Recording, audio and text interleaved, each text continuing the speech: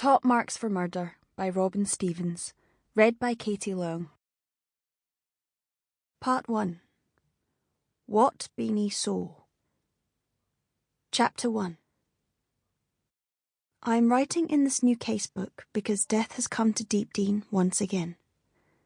I am not quite sure why I am so surprised, but I am. Perhaps it is because lightning in this case being dead bodies, is not meant to strike twice, let alone several times, in the same place. Perhaps it is because the murder has happened at a time when we all have been ordered to be on our best behaviour, in starched and pressed dresses, as good and polite and law-abiding as schoolgirls can be.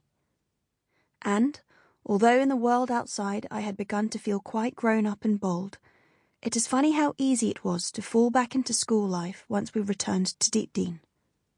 Over the last 2 days, it has almost been an effort to behave like a detective again, rather than just a schoolgirl, and I can see that Daisy has struggled with that as well, although she knows even more than I do that this weekend we must detect. This case matters terribly, and if we do not solve it, the consequences will be dreadful.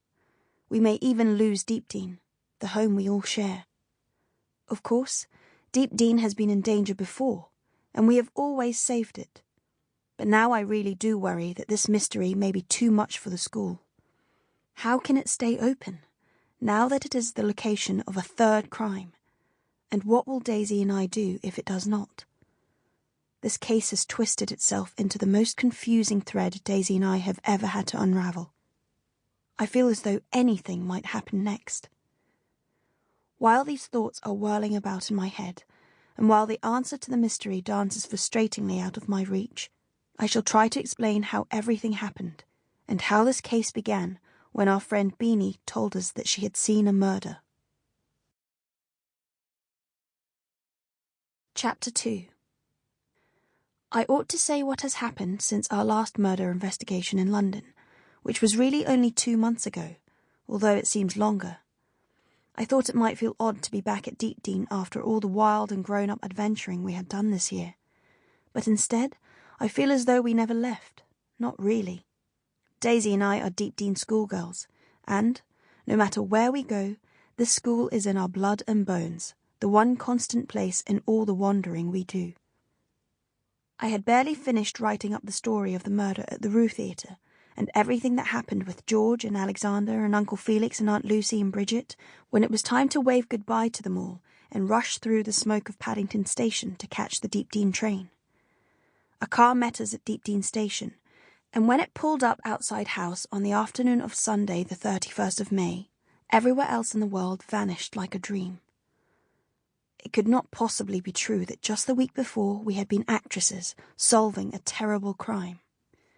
As Daisy and I stepped through the front door into the dingy entrance hall, I knew that this was the only reality.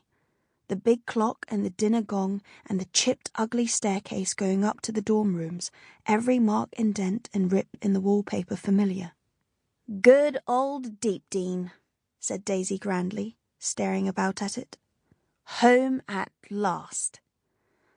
I stood next to Daisy and felt both too big and too small, delighted and bewildered all at once, and then I heard a chorus of shrieks, and Kitty, Beanie and Lavinia, our dorm mates, friends and fellow Detective Society members, came rattling down the staircase and flung themselves on us.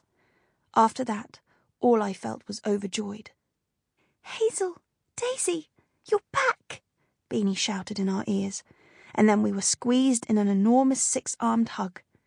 They smelled of soap and pencils, Beanie, and grass, Lavinia, and perfume, Kitty, contraband, and I breathed in happily. "We missed you, we missed you, we missed you!" Beanie shrieked, jumping up and down and jostling the rest of us. "We've been watching from upstairs, waiting for you to arrive."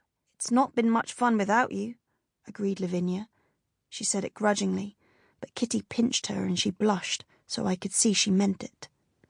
"Oh, there's so much to tell you," cried Kitty. "Come upstairs. Come on, come on." Matron came out of her office and glared at us in a welcome-back way as we left our bags for the maids and rushed up the stairs to our familiar dorm, except, "We moved the beds round while you were gone," explained Kitty. "It's fearfully cold." Sample complete. Ready to continue?